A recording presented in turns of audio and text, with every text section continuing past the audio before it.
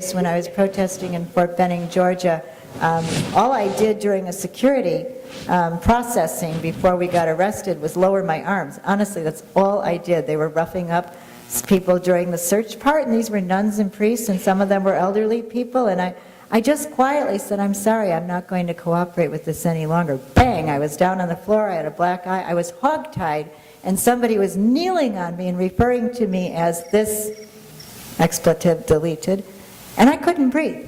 I really couldn't, and it took about 3 pleas. "You're hurting me. I'm sorry, this really hurts." You know, that. And finally, when I said, "I've had 4 lung collapses and I can't breathe," the person got off of me and I was okay. Now, that's what can happen to a middle-aged white woman who has whispered, "I'm not going to cooperate with this any longer." Imagine how people are trained to brook no dissent, whether it's in the military or the police force. But when I told that story to the youngsters from the Harrison Gents and the Latin Kings whom I taught in my own neighborhood, they said, "Oh, Kathy, what's new?" Because this was their daily lot. This happens to them all the time.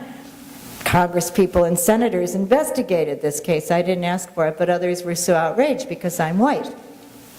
But where's the outrage? Where's the anger?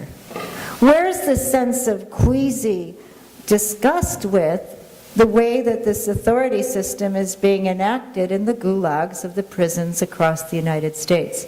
And these county jails have almost no supervision.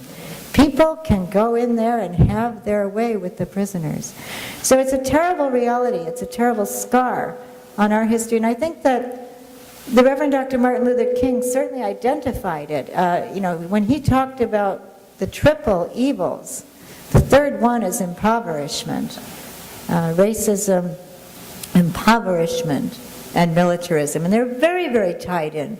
Of course, we have the resources to solve our problems at home, but not if we're pouring them into making war against other people's homes and other lands. Thank you.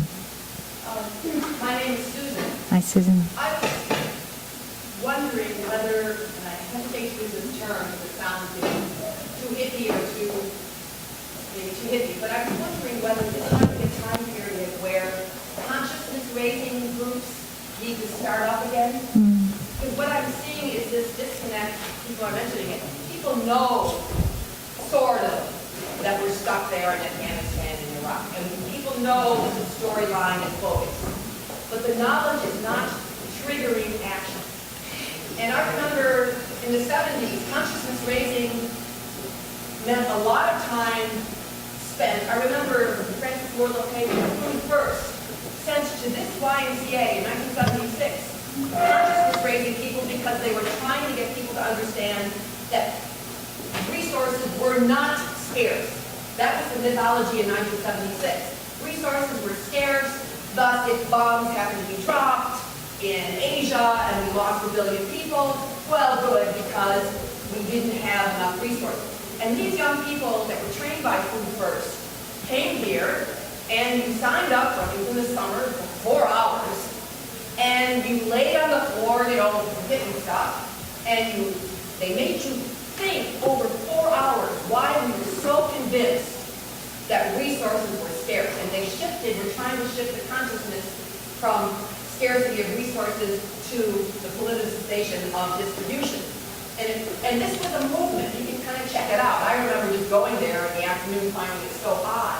So I guess I'm just, like everyone else, I'm concerned about the inertia. And I know you go there, and you get people who go there because of the notion, I love the notion, but being there is a consciousness raising. But if people can't travel there, or the things that Carol was bringing up about the brutality in this town, I don't know. So I am just wondering whether our ways of education are too docile for galvanizing groups of people. I don't know what you think about consciousness raising. Well, I think you're right that the education that I think can happen best in small settings. I think that the circle we most need to grow right now is the circle of people who will do what the people who organized us to come here today have done, but to be doing that in more and more communities. That's kind of indispensable. We have to find ways to educate ourselves and, as you say, raise consciousness.